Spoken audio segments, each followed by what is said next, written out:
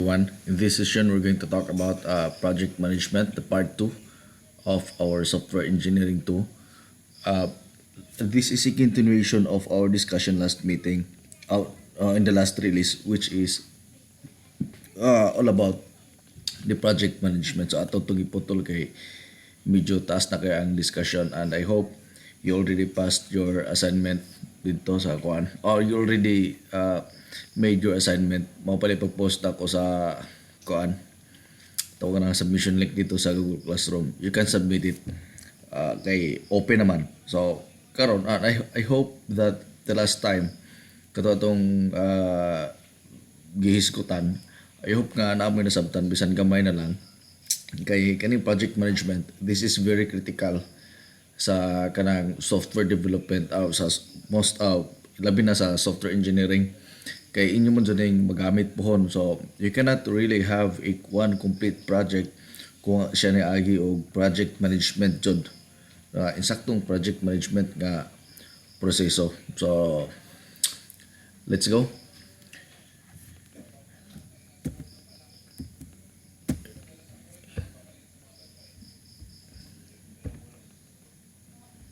And we have here the first one. We have scheduling management. Scheduling management in software refers to all the activities to complete in the specified order and within time slotted for each activity. And for you to know, people, pag mahiskot ng itag scheduling management, that is the listing of all activities na deliverables and milestones within the project.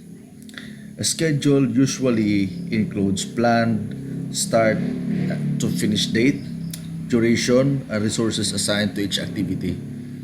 So, ang effective kuno nga project scheduling is a critical component for of a successful time management. Nga naman, ang katibukan gud ani ngani kay kita pwede man ta mo gamaog kuan schedules, pwede ta mo gamaog timeline sa atong activities, pwede ta maglista og mga himuonon, di ba? And ang problema ana is kaya ba natong i-deliver ang project within within the allotted time. So ibutang ta, if na kay project nga good for 1 week, with all the schedules you have sa imong para sa imong project, with all the resources, that includes human resource, kwarta or unsa pa diha, kaya ba nimo i-deliver ang project within that week? So mura ra gud mag-thesis mo pohon. You're given 1 semester, 2 semesters for thesis 1 and thesis 2.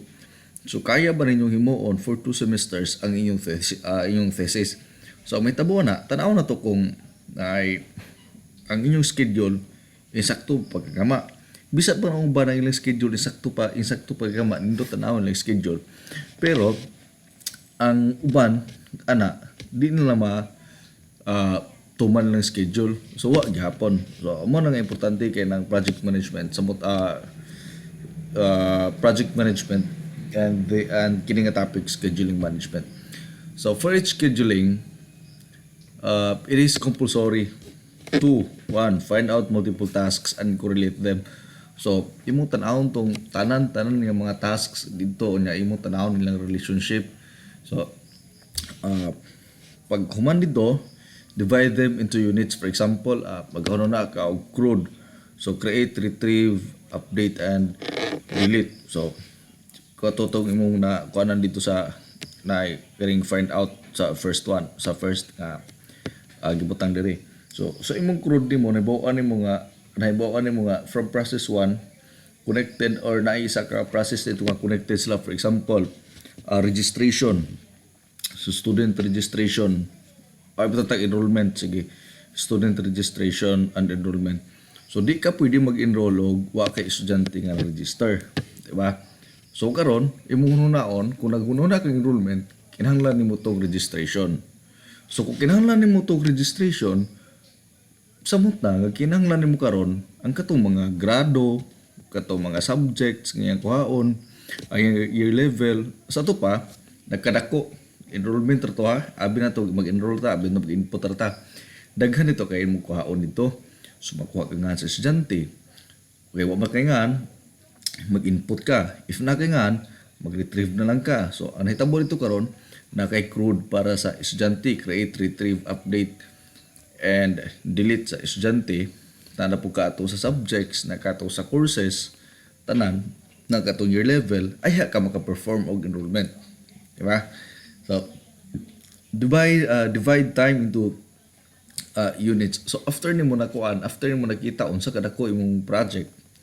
So ang imong gihuna karon, unsaon na to karon pag divide, unsa na to karon pag himo ato nga task. So ang imong buhaton, i-divide mo into units ang imong oras. So imong i-allocate ka kini siya nga time is para ani, kini siya nga is para ani.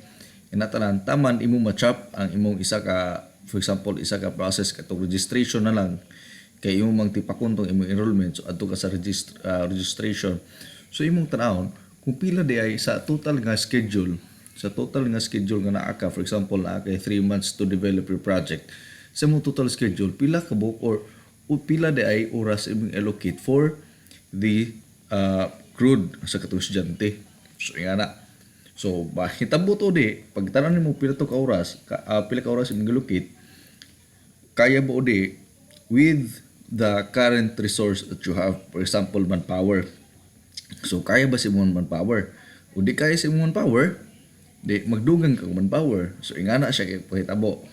Imong ibutang ang sparo na, ay hanin mo ay ibutan nimo ang span sa time, unsa sa kataas nga duration ni mo on. Dayon, other factor comes next. So, assign the respective number of work units for every job. So, mga ito gingon ako kanina. So, may tabo na kung ang tawag anang nanakay oras nga gigahin, so ato po tanawon, unsa day kadako ang effort nga tibutan dito nga oras. So, ang effort nga tibutan dito, so ang total nga trabaho dito nga oras kay para mahuman to ato specific task. So, calculate the total time from start to finish. So, imong kanon nimo dito, pila siya ka total nga oras from start to finish kay mao puti imong ay total mo tani mo dito pud sa imong tibuok duration sa imong project schedule. So break down the project into modules. So kanang diskutan ganina, mo itong diskutan ako ganina katong sa enrollment system imong kinahanglan makaog katong student registration, kinahanglan makaog katong course registry sa katong subject niya, kinahanglan ka atong yang tawag anang katong courseware mismo, katong kanabitaw na listahan na to og kanang mga units, a subject, lagi units nga na kinahanglan man ato na nag-enroll. So tanan dito, so ang mahitabo di mo gud pwede nimo kas ako nimo dugang tanan nga kato tanan nga katibukan nga tawag anang butang imong ihimuon nimo kas within the allocated time. So imo yung nga akas ako na to ni gama na nga di man ingana imo na siyang bahin-bahinon nito modules, ibahinon nga lahi itong enrollment nga sa lahi itong student registration. Sa student registration magbutang pa jud ito separate for create, lahi itong magtrabaho for retrieve, lahi itong magtrabaho for update nga module, and lahi itong magtrabaho for delete nga function po nga na kay para mahuman imong project. So in that way makita na to kanus adit mahuman nga naman ato manggi buwag-buwag ang isa ka project. Kay for example, di man mo pwede o imong ihatag sa katawo ang tibok CRUD sa students katong sa students sa muntak mo dako ang imong project. So if naka enough resources, imong bahinon to imong modules sa kadaghanon sa imong mga tawo nga trabaho. It is a subdiscipline of a software project management in which software projects planned, implemented, monitored, and controlled. So muna na kanindot sa kanang tawagan ng scheduling. So ang nahitabo na ay mo project nimo is planado, na-implement, na-monitor o na-control. May planado, unsa man, planado, kumpleto tanan, sugod, schedule, kadaghanon sa tao nga imong kinahanglan, the amount of time nga imong imong i-allocate para ani nga certain project, ang tawagan ng ang budget, ang kwarta, tanan, unya ang kanang kung sa pa diha nga atong kinahanglan para sa tong project. Basta ka imong project nimo is planado na siya, imong scheduling. So implemented, na-implement siya nga naman.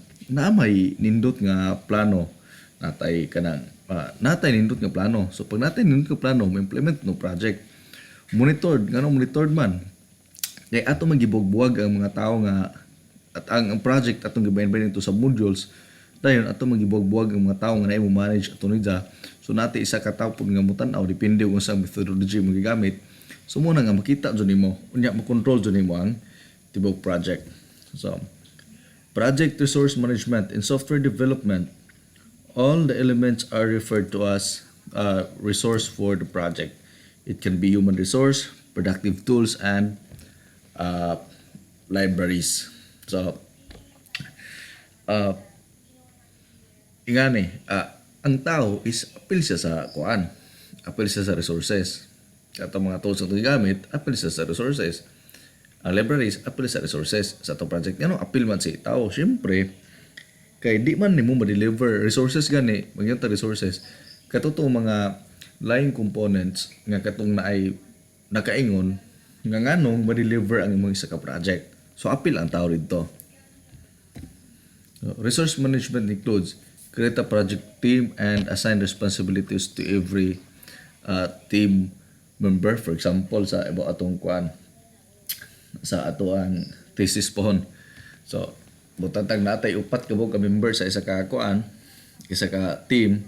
Kita tay maghununa ta nga ang atong gamon nga system is kanang butantag online book borrowing system lang nga with addition of the katong not online book borrowing system na lang nga electronic book borrowing system using QR codes. So imong bahinon to nimo tong mag-create kay isa ka project team. So kato na to imong isa ka thesis group. So imong assignan isa kung sa trabahoon sa isa ka thesis group. Una, example, natay leader. So natay project leader. Kato si project leader, si jato tong team leader. So mag-assign ta og programmer, mag-assign ta og analyst, mag-assign ta og usa pa. Basta kay atong ibutang tanan dito. Mag-design ta og mag-assign ta og kanang document specialist. Yan na. So SRS specialist tanan. So mo na to. Imong ibahin kay para ang mga responsibilidad mabahin pod. Pero usual nga itabo na to sa atong project is nga ni si leader, siya po ang mahimong programmer, siya po ang database administrator, siya po ang analyst, siya tanan. Ang uban, the rest, butantag upat ka members sa ka group. The rest, tuan sa documentation tambak. Diba? So, diba, muna kasagaran nga nahitabo. Developing a resource plan is derived from the project plan. So, if you have already a team, so magkuha na ka og plano kung saan ninyo paghuman ng inyong project. So, maggama na kay resource plan. What are the resources nga imong gikinahanglan? So, adjustment of resources. Panitan kulang imong resources, unsaon ninyo pag-adjust nga maigo ang imong resources. For example, kuwang ka og tao, wa kay database administrator. So imo ingon nga sige ako na lang as project leader, ako na lang po'y database administrator. So karon nana kay database administrator nga wa ka nagdugang og tao. So nga na kay di man gusto ko sa thesis di ka pwede madugang tao pero sa kumpanya o mingon ta nga pwede na to i-adjust ang resources, mingon sa nga uy wadto tay database administrator. So pwede ka magdugang ka og database administrator, that is if really needed. So, project risk management. Risk management consists of all the activities like identification, analyzing, and preparing the plan for predictable and unpredictable risk in the project. You know, people, in a certain project, there is always a risk. For example, ang katungkuan na ay group sa thesis, example, ang group ni Arnel Perfecto karon. The group is complete. Pag pinaunahan, na sila programmer, na sila upat sila, na sila programmer, na sila tulo ka team members. Okay, kato si Perfecto, murag second in the rank nga murag mao junior programmer na sila senior programmer na sila duha ka buok nga nagtrabaho sa documentation. So yato na tabo unya ni tabo the greatest risk karon sa ilang thesis nila is ang ilang team leader, ang katong ilang team leader nila, which is also their senior programmer or na programmer, absinos. Si perfecto pod absinos. So karon, wa na kapugni sa absinos sa iyo sa undang og eskwela, na wala gana. Na kuan karon ang isa ka absinos, ang isa nga estudyante si perfecto, siya na pud maoy nahibilin. So the greatest risk is si perfecto dependent sa katong isa. So si junior is dependent ni senior. So ang nahitabo dito karon, ang ilang thesis karon gabitay nga naman. Wa may nahimo si junior kato si in the rank. Na hasta po ng TV documentation, wa po nahimo. So ilang project karon na thesis is pending. So muna atong lantawo na to sa atong risk management sa atuang group nga kung pananitan na imuwa or pananglitan di na ikaya ni kuan nga na so unsa to buhaton so ato na i-appeal. So several points to show the risk of the project. So sample risks na the experienced team leaves the project and the new team joins it.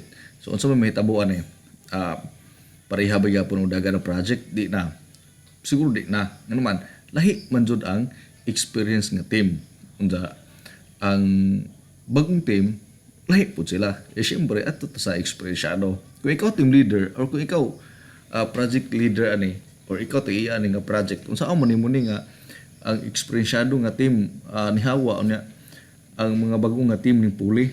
So saan man, sa may buhaton niyo, conduct training, nga na. So, mag-train ba po ka sa bago, kay bago na po environment, pagkisama na po, nga na. So, muna siya may isa sa mga dagkong problema. Muna ito po tanaw, saan man na to na sila. So, changes in requirement. So, pabago-bago ang utok ni Kuan. Pabago-bago kita ang utok ni kliyente mo si client. Adi ko ganahan ani, mas gusto din ni nga ni. Kay din na siya trend karon. Di na trend karon ang barcode, gusto na ko QR na. So, okay ra ko nga na kay mga sayon naman na sila. Ang problema na udyata sa requirement diri sa business side. So, pag diri na sa business side, pag mausob gani ang business rules sa imuhang kliyente, mausob pud ang dagan sa imong system. Change in the technologies and the environment. So, katong ingon ako kanina. Gatong QR o barcode. So, pwede na to siya nga example. So, mga nang munuraon, saan naman siya pag-handle. So, market competition. So, yung makita nga, nakita kay, example, naka-development software development company. Parehata na ako na po may inyo ha. So, ang problema ni karon okay raw kita pang duha. Kita pa ta ka team. Ang problema diri karon halos ang inyong team daghanon mo 30 mo kabuk estudyante nagtukod mo isa-isa ka kumpanya kay injo nakita nga katong kita pang duha kumbitin siya daghan taog customer. So pagkaron huno mo adako di kita ni. So magbungkag pun buginyo ha magtukod mo isa-isa. So karon aputana na daghan naman ta. So how usaom ang putana na ako, how am I going to compete or how am I going to stand out in the market?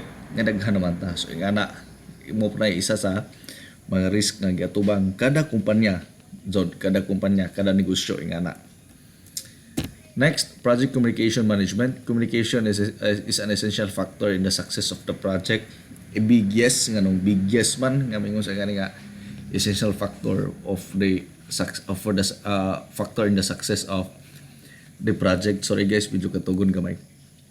Ang kung nakay project, there must be always a communication between you, your team, and your client. For example, sa thesis na lang niyo to example. Kita kauban ta sa thesis. Nya ako, you cannot handle my behavior. So, kay di mo handle sa mong behavior, wa tay nindot ng communication. Di mo handle kita sa mong attitude. Kita bossy ko, nga na sigog sugo-sugo. So, di mo handle sa mong attitude. So, na mo'y gustong istorya, di mo istorya, kay maunhan mo sa yung kadlok na ho. So, ang mahitabuan na, unsa naman dagan sa itong project karon. What if, ang akong gituuan para sa itong project isayop, di ang atong tibok project na to sayop. Napay worst tendency, mawad anong mutraaga na mutrabaho sa iyong project. butang puta da lahi nga scenario, okay kay tata, okay atong relationship, wa tay problema. Karon na pod sa atong kuan na pod, sa atong kanang ay communication na pod dito na pod sa atong kliyente. Example sa atong thesis, wa ta permi communication sa atong kliyente. So kung tay communication sa atong kliyente, gagama ta thesis diri, gagama ta sa project, gagama ta sa documentation. Unya dayto di ay di na dayto maawang ipangita sa kliyente. Di ba? Kay diha di tay wa nasabti nga ato gyapon gipugos og gama, ato rang gi-assume nga mao ni ang gusto ni kliyente, kay mao na kita ni atong nasabtan. Pero di dayto mao ay gusto ni kliyente. So diha tay kalibugan, wa na to gipangutanan ni kliyente kay mahadlok ta ni kliyente, mao ta ni kliyente, or simple na napugos ra ta ni kliyente nga na. So ang project will be a total failure nga naman. Di man to dawaton ni kliyente. Okay? Kinahanglan i-revise mo to ni client. So pag revise to ni client, ang mahimo ana mag extend na po mo kuan time. So mura po na ng thesis nga kanang sige ra og revise, taman revision na naman, pending gyapon na revision. From planning to closure, communication plays a vital role. I hope nga inyo na sabtan tong ganina. So project configuration management. Configuration management is about to control the changes in software-like requirements, design and development of the project. So why do we need to control it? So why do we need to control the changes in software-like requirements, design, development? Because if we cannot control it, people, mahitabuan na, di kay bahimo rang atong project out of bounds. So, nindot siguro out of bounds ka nilapas, nadugangan og mga features na siguro nadugangan gamay or nilapas gamay sa kipangita. Ang problema na people og out of bounds nga pabalik kanang wa jud sa janing meet. Wa jud sa janing meet sa gipangita sa ato ang kliyente. So muna nga imong project nimo, it is a failure. Kay failure man, di na dawaton ni kliyente, ipa-backjob na, kay na backjob man na, magdugang na pud mo og lahi na pong gasto ana. So for example, kung sa inyo ng kumpanya ni dawat na mo project, magdawat kita ng project, nagagasto na ka, nagsuho na ka og programmer, nagsuho na ka analyst, nagsuho na ka database administrator, unya pag nahurot ang katong budget nga gihatag ni kliyente, patata 100,000 ang budget, ibo na gilam sa mga 100,000, gipangayo ni mo 100,000 diretso. So pangayo ni mo sa 100,000 diretso, nagsuko mga tao na binlan lang kag 20,000. Ang 20,000 mo imong i-assume nga imong gidansya. So pag present mo dito sa project karon, pag present mo, di man day mao ang gipangita ni kliyente o di na isayop. So ang kontrata sa imong mga tao nahumana, imo na sila nabayaran good for 1 month. Kay good for 1 month ra inyong development. Ang hibilin sa imong 100,000 is 20,000 na lang. So karon be, asa pa mo kay isohol? So wa na, di ba? So mangutang ka, kaya di man maong gipangin kliyente, mangutang ka, pag pangutang nimo, alkansi na ka, di ba? So na kay bayron nun. So wa kay ginansya, puro ka bayron nun. So that is the worst part nga kuan. So the advantage, ang siguro nakita nato nga dapat natong advantage ang advantage unta nga kuan nga ang advantage di ay dako kaayo ko nga atong project is planado, di ba? Planado nga kay mo manage mo nato sektarong kung planado ang atohang project. Kay kung di siya planado, katag siya, di na to manage. Next, okay, I guess that ends for the discussion. So I hope nga naman nasabtan gamay. Pasensya kayo nga medyo loading kay medyo katugo na gamay. So your assignment, you have here your project management tools. So you search of project management tools. Kaya na i-search niyo na, inyo nang isuwat dito, inyo na encoded na isubmit niyo na sa Classroom nga akong i-open nga submission dito sa Google Classroom. Requirement na siya, required din siya for prelim.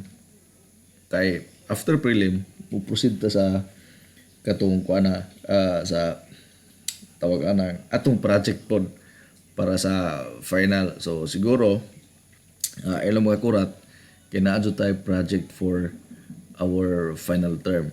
Ito magamit yun magamit aning inyong project management tools. Magamit siya. Pareha ni sa kuan. Siguro ay nagunon ako maybe a continuation sa katong atong project sa software engineering 1. Siguro basin. I hope nga kuan. I do hope also nga ma-continue na to. Mag-consult ako sa chairperson o kuan o pwede pa ba o pwede ba ingat to kadako nga project or basin gamay ra to nga project tungod sa kanang ato na experience karon because we're in a crisis, so we cannot put much pressure on you kay basin niya po mareklamo mo. So mo to ay ko pa consult og ngayon ba o di nga ingat to atong project. But for now, please answer the assignment kaning project management tools. That's all and thank you.